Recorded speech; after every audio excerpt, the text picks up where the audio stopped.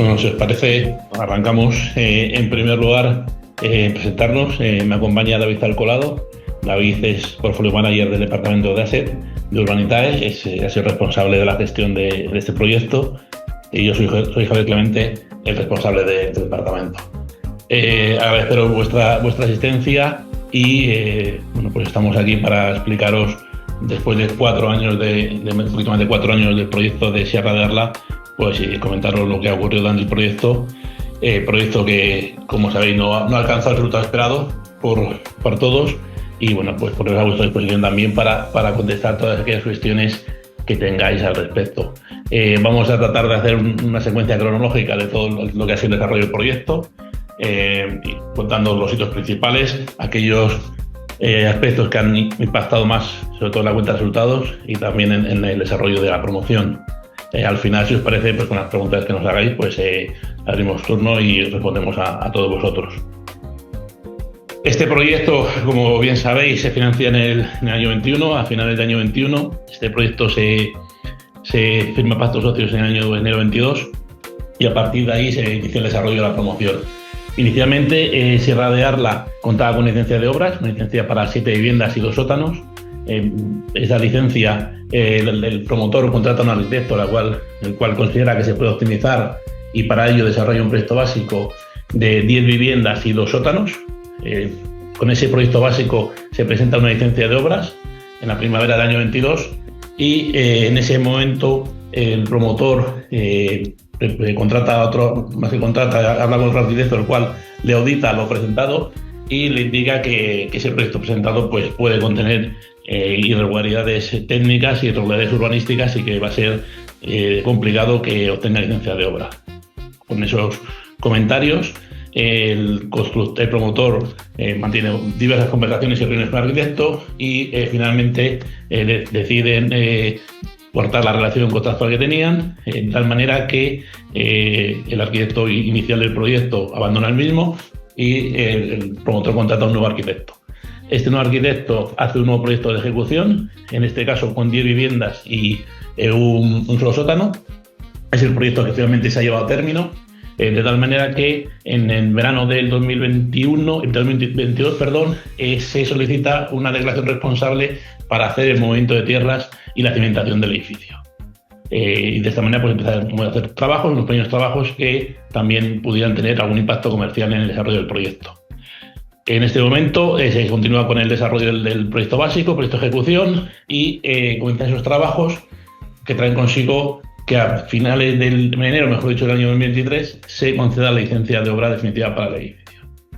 Y aquí es, digamos, el primer impacto de primera decisión que se toma el proyecto, digamos, no demasiado afortunada. Y os explico. Es decir, en ese momento, en el año 23, el constructor que estaba preocupado por el impacto de la guerra de Ucrania, que había tenido en toda la alza de precios de la construcción, que es verdad que nosotros creemos que ha sido como que fue de un 30% aproximadamente en el precio de los costes de obra, lo que decide es no contratar un contratista principal, sino que hacer la ejecución de la obra con sus propios medios.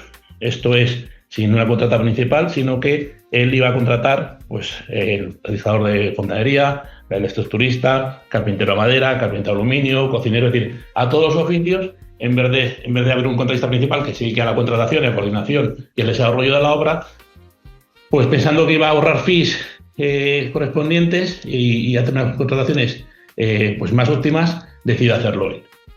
Decide hacerlo él, además, sin un equipo de obra al uso, es decir, no había jefe de obra, sino que decide que sea el encargado de la obra quien lleve el mando de la obra, en base a que es una obra pequeña, y que si metía un jefe de obra, pues los costes indirectos iban a suponer un impacto importante en el desarrollo del proyecto, y inicia el desarrollo de la obra. En este desarrollo de la obra, en la fase de estructura, entendemos que motivado por esta mala decisión, cambia 2 veces de estructurista, se produce una noticia de cambio de estructurista, lo cual pues ya empieza a acarrear los primeros retrasos y al final sobrecostes. Cada vez que una empresa deja un trabajo y hay que meter un nuevo oficio, pues eso trae consigo obviamente un sobrecoste. Empieza la estructura, se desarrolla la estructura, empieza a haber cambios de encargado. Los encargados, por motivos que desconocemos porque nunca nos lo han llegado a comunicar, cambia de encargados, esos cambios que hemos comentado también en la ejecución de la obra, y esto trae consigo que se empieza a ralentizar el proyecto. El proyecto se empieza a ralentizar y no empieza a coger el ritmo adecuado de las certificaciones y de obra correspondientes. En diciembre del 23 se toma otra decisión también trascendente para el proyecto, y es que decide el promotor de manera unilateral, porque no nos lo consulta, decide hacer un cambio de calidad del proyecto. Ese cambio de calidades lo que decide es, por ejemplo, que todas las viviendas vayan con suelo radiante, que inicialmente no estaba, e incrementar significativamente la calidad de las viviendas. ¿En base a qué o por qué motivo? Bueno, pues el motivo que posteriormente nos ha alegado es que quería que las viviendas tuviesen una mayor calidad, porque entendía que iba a tener un diferencial en el coste de venta mucho mayor. O sea, la inversión respecto al retorno iba a dar un gas considerable, y por eso obviamente lo hizo. Y también decía que el ritmo de ventas en aquel momento era bajo, y que también de esa manera pues iba a aumentar el ritmo de ventas, que no tenía todas las viviendas comercializadas.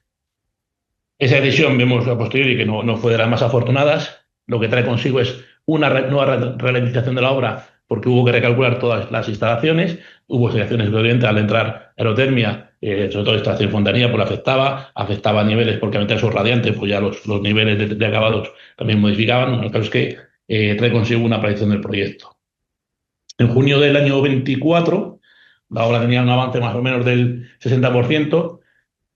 Y nosotros en Urbanitae decidimos que ante todos estos hechos, que además a nosotros se nos comunicaban a toro pasado y a varios meses después de que ocurrieran, decidimos tomar una gestión bastante más activa en el proyecto. De tal manera que, por una parte, decidimos empezar a visitar con manera frecuente el mismo, y aparte, pues intentar estar implicados en las decisiones que se tomaban. 2 meses más tarde, en septiembre aproximadamente del año 24, el promotor nos indica que, debido a los incrementos de precios, de coste, mejor dicho, que ha tenido en estas nuevas unidades, que se va a quedar sin caja disponible. Nosotros en ese momento le indicamos que no entendemos lo que nos cuenta, sobre todo que de un día para otro en estas oficinas nuestras se nos presente y nos cuente esta situación. Y buscando una situación, creemos que podemos lograr obtener un préstamo participativo, y para ello, obviamente, lo que necesitamos es hacer una auditoría del proyecto. En esa auditoría del proyecto se contrata Nurbex. Nurbex es la empresa que hace todos los project monitoring de los proyectos de deuda de Urbanitae, por lo cual es una empresa de nuestra máxima confianza, y se empieza a pedir documentación, de tal manera que, tras 2 o 3 meses de negociaciones y de realizar documentación, somos capaces de saber el coste pendiente de la obra en adelante, pero no logramos tener claro los costes hacia atrás. ¿Por qué no logramos tener claro? Bueno, pues porque nos encontramos con situaciones con que presupuestos de obra no coincidían con facturas ni con certificaciones de obra. Tiene un mismo oficio, pues había 3 documentos que no eran compatibles entre sí. Nunca logramos tener una explicación clara al respecto. Y lo que decimos solamente es, oye, pues nos sentimos hacia atrás, poco podemos averiguar, aunque insistimos en ello y ahora veremos las acciones que hicimos, pero necesitamos, obviamente, terminar la obra. Sin terminar la obra, se firma un préstamo de 375.000 euros, y lo que decimos es que Nurbex monitoriza ese préstamo. Es decir, todas las disposiciones que se van a hacer de ese préstamo pasan primero por el Project Monitoring, las valida, y a partir de ahí se emiten los pagos correspondientes. Básicamente, con un proyecto de deuda que tenemos en Urbanitae. Eso va ocurriendo, la obra vuelve a coger ritmo, y nos encontramos con que aparecen o nos llegan facturas que no estaban previstas, pagos que no se nos habían comunicado, y a la vez que el instalador de electricidad decide abandonar la obra porque cierra la empresa, porque se jubila. Al final, el instalador de electricidad es, pues, una de las actividades críticas en todas las promociones, en todas las obras, porque primero tiene que hacer, obviamente, todas las instalaciones, tanto de las viviendas como servicios comunes, y también las acometidas a la red general de alimentación de los edificios. Buscamos un nuevo instalador, en este caso también nos ponemos nosotros en la búsqueda, y conseguimos un instalador, pero con un sobrecoste considerable, porque primero coge una obra que estaba en un grado de ejecución de su instalación como un 70%, pero tiene que auditarla, ver lo que está hecho bien, lo que está hecho mal. Bueno, al final Se producen nuevos sobrecostes que nos llevan a firmar un nuevo préstamo de 125.000 euros, con el cual se continúa y se finaliza, de hecho, la obra. En este ínterin, ya acabando la obra de Urbanitae, en sucesivas ocasiones pedíamos la cuenta de resultados del proyecto. Mensualmente se pedían en la realización del promotor y en todas esas cuentas de resultados pues se nos daba un beneficio considerable para el proyecto. Un beneficio que nosotros, en nuestros números, no nos cuadraban, es decir, no entendíamos que con la situación de caja cómo podía ver ese beneficio. Y eso nos lleva a contratar con cargo a Urbanitae a la empresa GESVAL, que es una empresa acreditada de reputación nacional, para hacer un forensic, es decir, para hacer una auditoría de todo el proyecto en el año 25, en verano de 2025, en agosto de 2025. En esa auditoría que intenta hacer GESVAL, no logra realizarla porque cada vez que se pide documentación pues no se facilita. Solamente se dispone de la documentación que se genera desde que entra en el proyecto, con lo cual era prácticamente, estamos hablando de 500.000 euros sobre un coste de más de 1,5 millones de euros, lo cual significa que teníamos tres cuartas partes o 2 tercios de la obra sin poder auditar. No fuimos capaces, no hemos sido capaces de que la teórica gestoría del promotor nos diese ningún tipo de documentación. Y en esa situación nos encontramos y empezamos a hacer flujos de caja y ver cómo está la caja del proyecto y la caja futuro una vez que se venda la vivienda. Y eso nos lleva a una situación en que entendemos que no solamente íbamos a ganar el dinero que se nos indicaba o que los inversores iban a ganar el dinero que se nos decía desde el promotor, sino que posiblemente hubiera unas pérdidas de un 20% del proyecto. Estamos hablando de unas pérdidas aproximadamente de 340, 350.000 euros. En ese momento, y ahora os cuenta David, que estuvo parte muy implicada en todo lo que ocurre a partir de ahora, contratamos a la empresa Básico Homes. Básico es una empresa que hace monitorización en muchísimos proyectos de España, que colabora con nosotros en Portugal haciendo esto de equity y de deuda, y también a nivel comercial pues tiene un track record impresionante en España. Y David os cuenta todo lo que hicimos a partir de ese momento que entra Básico a colaborar con nosotros. Efectivamente. Bueno, buenas tardes primero. Y bien, como comenta Javier, esta situación se produce en septiembre del 2025, en el cual tenemos el primer contacto con Básico para presentarles el proyecto, la situación que tenía y ver qué posibles estrategias podíamos tener para intentar recuperar la viabilidad del proyecto. Todo esto, evidentemente, en conversaciones con el promotor, en el cual estaba de acuerdo en realizar un estudio comercial para ver si era posible aumentar los precios de venta. En este sentido, se plantean dos escenarios. Uno de ellos es rescindir el contrato de todos los clientes y uno es negociar con ellos una subida de precios. Este primer escenario no lo veíamos viable porque los contratos de compra-venta firmados con los clientes pues no daban una salida clara y una resolución unilateral por parte del promotor, y además suponía un gran problema a nivel de tesorería. Como comentaba Javier hace unos minutos, no teníamos muy claro la tesorería que tenía el proyecto, y menos, sobre todo, teniendo en cuenta que había un préstamo que estaba validando todo el monitoring, y todas las cantidades que teníamos que devolver a los clientes para poder disponer de las viviendas para nueva venta hacían inviable poder llevar a cabo esta operación. Por ello se decidió contactar con todos los clientes y explicarles la situación. Y explicarles qué era necesario para poder vender sus casas y para que puedan disponer de ellas una subida de precios.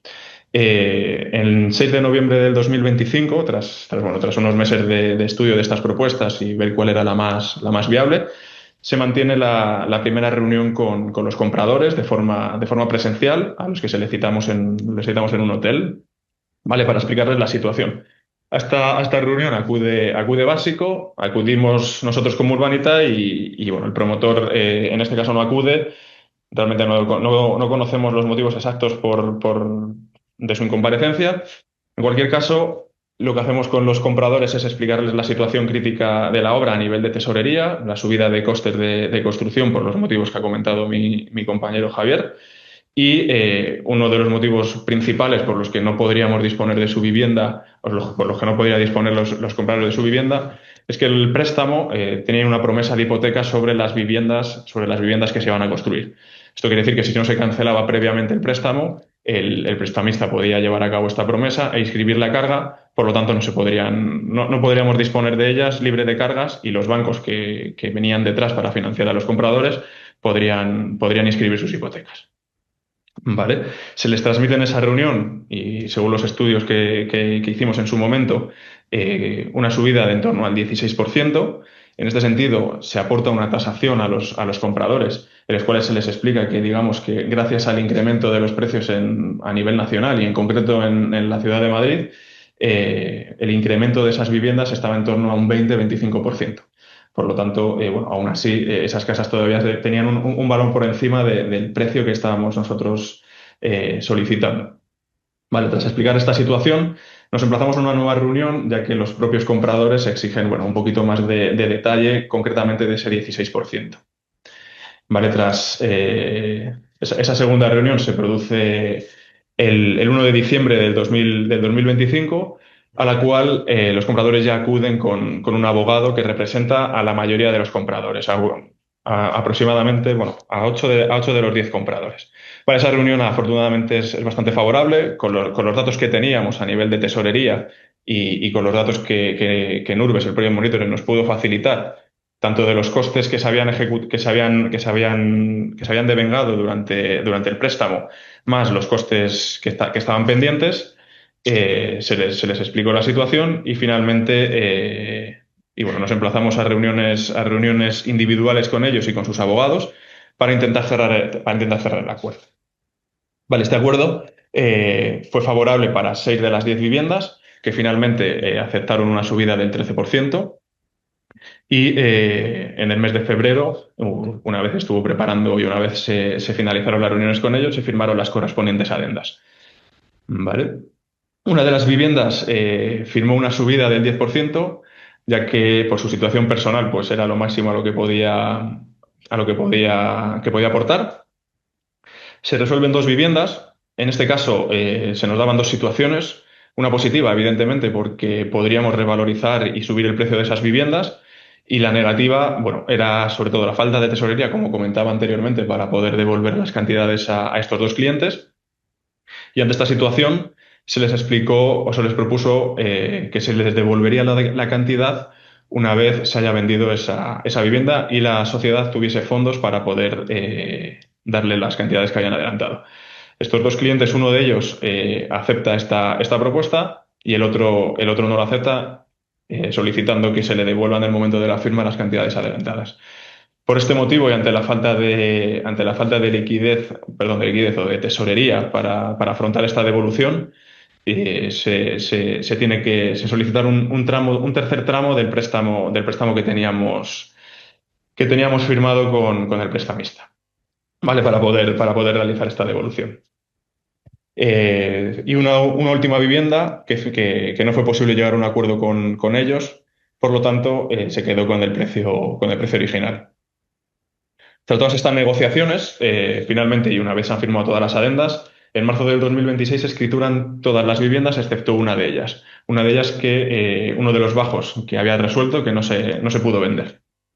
Vale, todo este resultado dio como incremento de los precios de venta aproximadamente 333.000 euros respecto de la tarifa original. ¿Vale? Más o menos podíamos compensar las pérdidas que potencialmente habíamos calculado nosotros que podría tener el proyecto.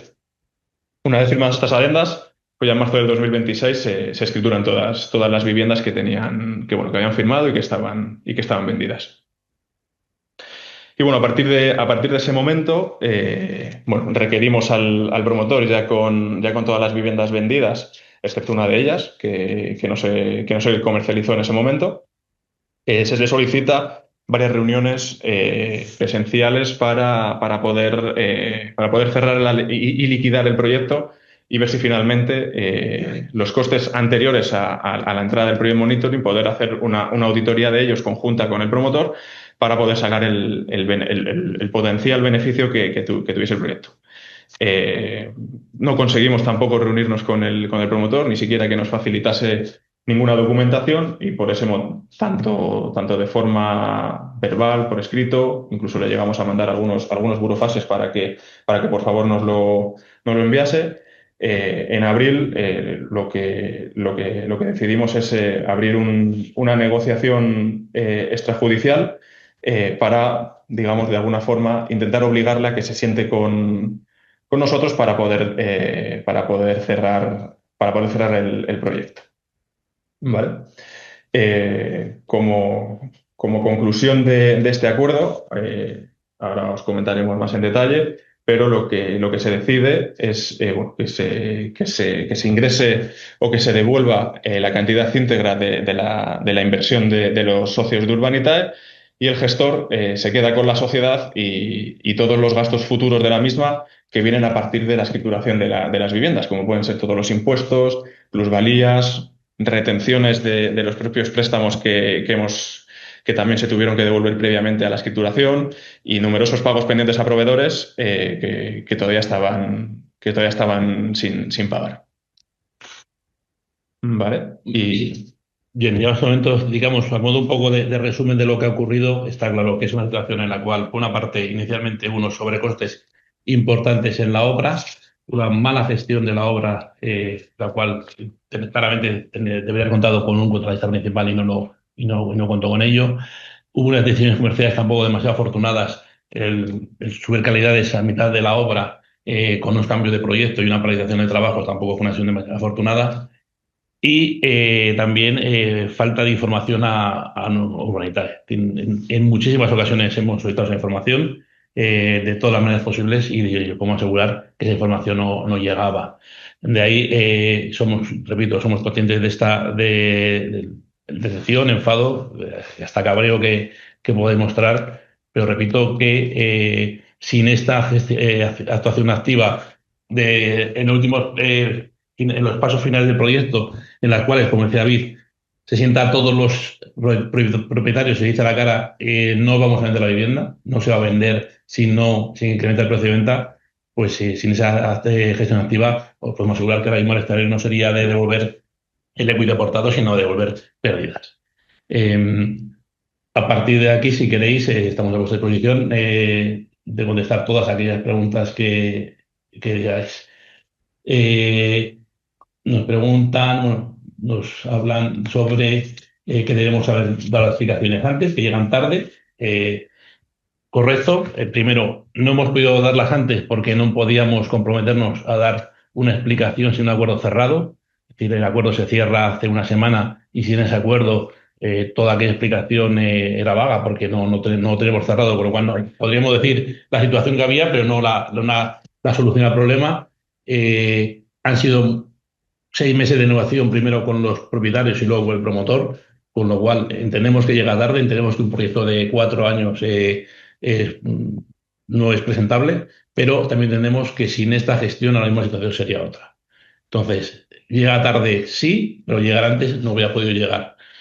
¿Podríamos haber tenido información? Realmente es complicado, porque siempre lo decimos, el promotor es quien gestiona esa información. Si el promotor, que es el socio, nuestro socio, no nos la da, podemos reclamar de la misma manera, pero obviamente quien genera los documentos, quien genera los flujos de caja, quien genera los balances es el promotor. Y si nos lo niegan y no nos lo dan, por mucho que queramos, es prácticamente imposible. Obviamente no es lo normal, no es lo habitual. Los promotores somos socios y vamos con ellos en los procesos de equity sin ningún problema, pero repito que es que en ese sentido es fácil o es muy fácil de entender que nuestra labor, aparte de esa gestión activa, no puede ser otra en este momento. Pregunta: ¿cómo pueden cambiar los materiales sin vuestro conocimiento? Correcto, es decir, al final lo normal, lo habitual es que cuando no haya un cambio de materiales, que en casi todos los proyectos el promotor cambia materiales y los cambia sin comentar, es decir, cuando son cambios obviamente en acabados, es decir, nosotros que una tarima de haya se cambie por una tarima de roble, pues son cambios habituales en un proyecto que nos comentan, pero evidentemente no tiene mayor trascendencia. Sí que cuando un cambio de esos materiales afecta a instalaciones y afecta al resto del proyecto, pues se nos debe comunicar, se nos debe informar. Entre otras cosas porque nosotros valoraremos y incluso si llega el caso sacaremos a consulta de los socios del proyecto, de los inversores, si eso procede o no procede. Es decir, al final es correcto. ¿Cómo puede ocurrir? Pues probablemente el promotor en este caso pues iba haciendo la guerra por su cuenta. Dice, no sabía que al invertir un proyecto definido con licencia, se indica que el promotor puede realizar un proyecto distinto y cada problema de licencia. Volvemos a lo mismo, es decir, nosotros en todos los proyectos, en aquellos que ya viene con hemos comprado el suelo, el proyecto se hace, el proyecto que está decidido en el pacto social, en la financiación, y cualquier cambio del mismo debe contar con nuestra aprobación, entre otras cosas porque, sobre todo en la gran mayoría de los proyectos, los inversores de Humanitae tienen un porcentaje de participación superior al 50%, con lo cual esas decisiones deben ser consultadas. En este caso no se nos comunica.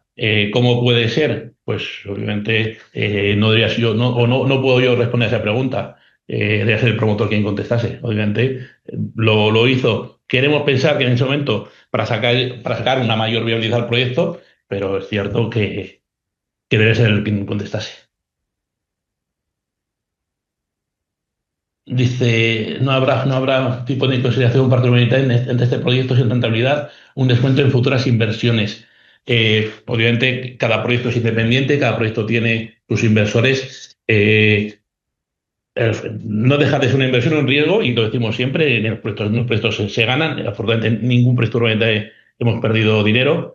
En este hemos metido, la empresa sí que ha invertido en todas estas contrataciones que se han hecho al margen para poder canalizar y reconducir el proyecto, pero obviamente no se puede reconducir un proyecto o traspasar los planes de un proyecto a otro proyecto.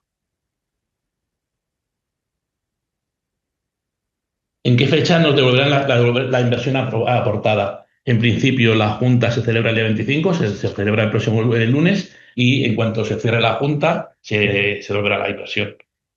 El día 25 es la Junta, se cierra la Junta y a partir de ahí se devuelve el dinero. Eh, Nos resulta extraño que el promotor que abre el préstamo y que sigan con ellos con los futuros gastos. Mi opinión es que entonces ha ganado mucho dinero esta promoción. Es una opinión, yo creo que no viendo los números, no, no apostaría que no ha ganado ese dinero.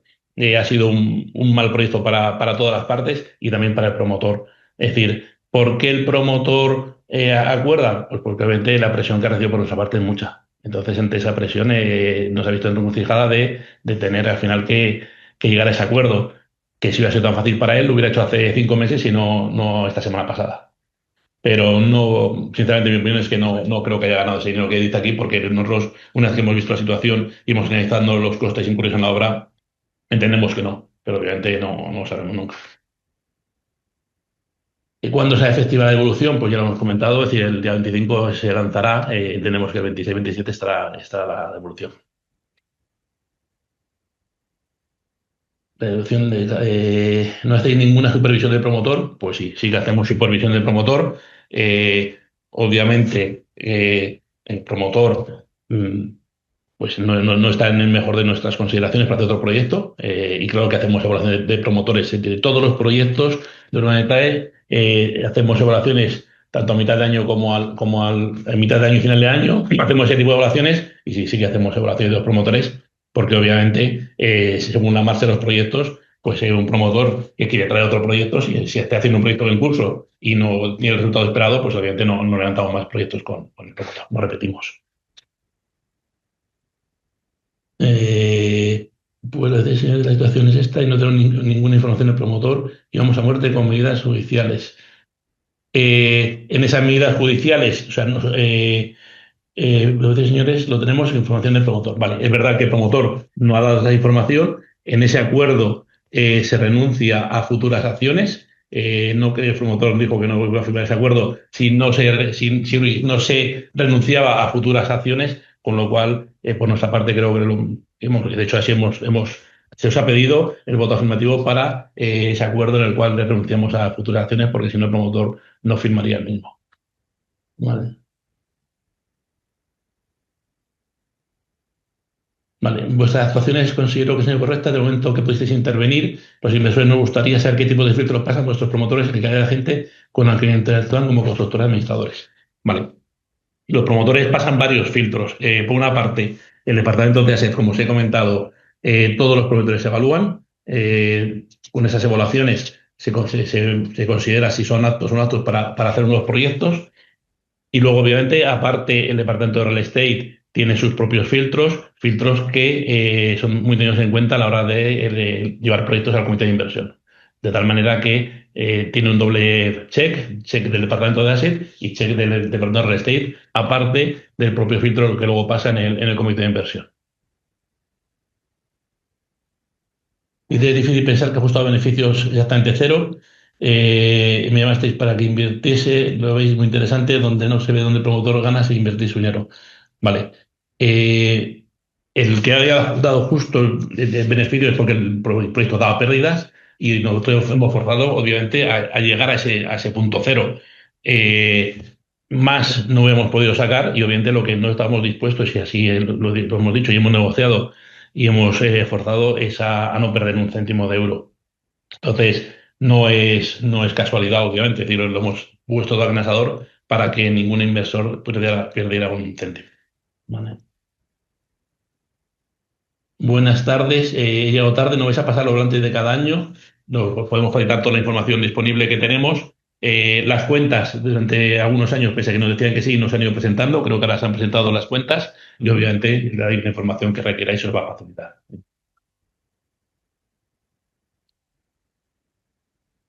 La elección de los promotores es vuestra, el seguimiento de la promoción es vuestra, el trabajo vuestro ha sido muy malo. ¿Dónde está la responsabilidad de Urbanitae? Vale. Aceptamos las críticas y sí que os digo y os decimos que, aunque penséis que el trabajo nuestro es muy malo y estáis en esa consideración, claramente sin el trabajo de Urbanitae el proyecto hubiera dado pérdidas. Si lo digo, yo lo digo así, es decir, al final el promotor, si el promotor no colabora, si el promotor no es socio, si el promotor no vamos de la mano, en un proyecto eso es complicado. Y de los más de 90 proyectos que tenemos de equity, esto no ocurre en ninguno. Se ha ocurrido ahora y pues estamos en esta situación. No es algo habitual tener que sentar a todos los compradores y decirles que a la cara que no se le va a vender sus viviendas. No es normal que un promotor no nos facilite la información, con lo cual, repito, entendemos el motivo que podéis tener, pero creo que al revés, creo que el trabajo realizado por el equipo Urbanitae ha sido realmente bueno. ¿Asumirá Urbanitae alguna indemnización hacia los inversores para compensar vuestra incompetencia? Obviamente nosotros, como hemos dicho, hemos asumido los costes incurridos en aquellas empresas que han intervenido para ayudar a tener claros los números tanto el seguimiento en obra como también todos aquellos cuentas del proyecto, con lo cual no barajamos otra posibilidad. Vale, entonces vuelven a insistir en que cuándo se va a volver, que ya hemos dicho que se va a volver en la última semana del mes.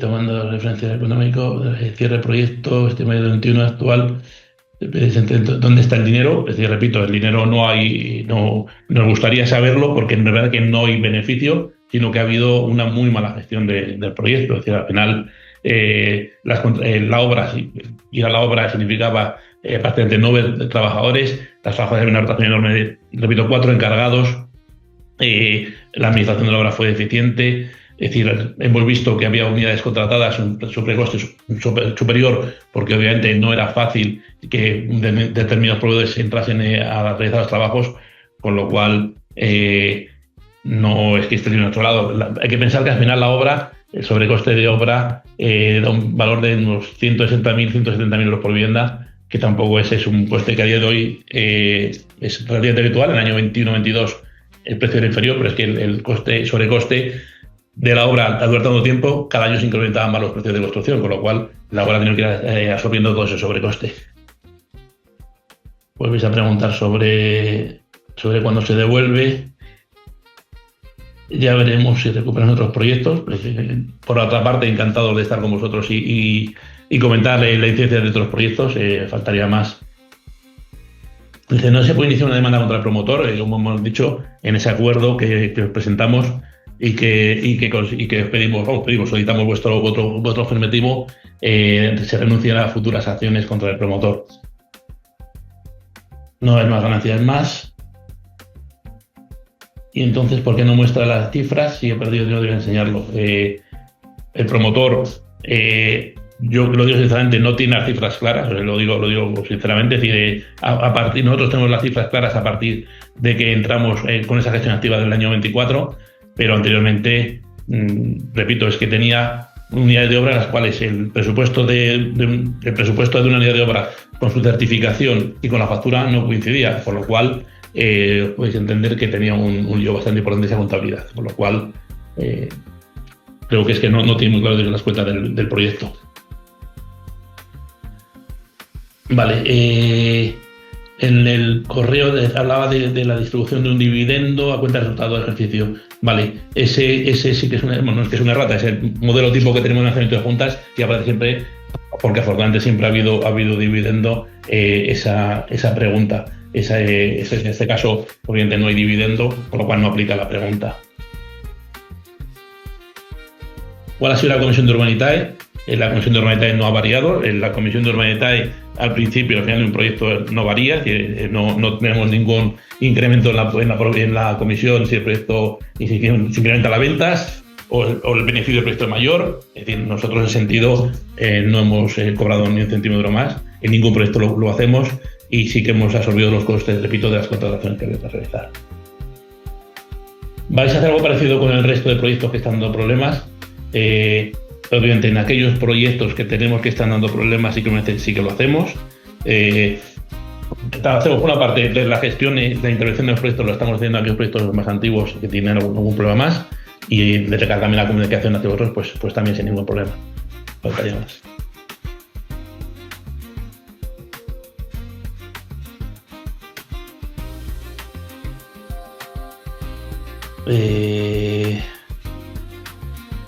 Hablamos de otro proyecto de botánico, pues lo vemos en el momento, pero yo creo que hoy lo que nos ocupa es este proyecto. Seamos agradecidos en mi caso de recuperar mi dinero, cero que Urbanitae, de agradecer el comentario. ¿Qué pasa si en la próxima junta no se aprueba el punto de fuente del preacuerdo con el promotor? Si en la junta no se aprueba el preacuerdo, pues obviamente no se elevará, no se firmará y entonces si en ese acuerdo pues no se podrá devolver la inversión. Si nos quedamos bloqueados, sinceramente, es decir, tendremos en un punto de negociación con el promotor en el sentido que él no está dispuesto a darnos la inversión y obviamente estaremos bloqueados, no puedo decir otra cosa. Es decir, si no se aprueba, la situación no es nada buena, la verdad. Vale, y les repito, se repiten las preguntas. Si no hay ninguna pregunta más, lo dejamos aquí. Les agradecemos la atención. Entendemos de nuevo que es un proyecto que nos ha encantado dar otras noticias. La única buena noticia, si se puede llamar noticia de verdad, es que el proyecto se cierra, se termina. Que afortunadamente, gracias a Dios, no es lo habitual. No tenemos ningún proyecto en estas circunstancias, también hay que decirlo. Es decir, no tenemos ningún proyecto en los cuales nos haya obligado a tomar este tipo de medidas y por nuestra parte agradecer vuestra asistencia. Buenas tardes. Muchas gracias, buenas tardes.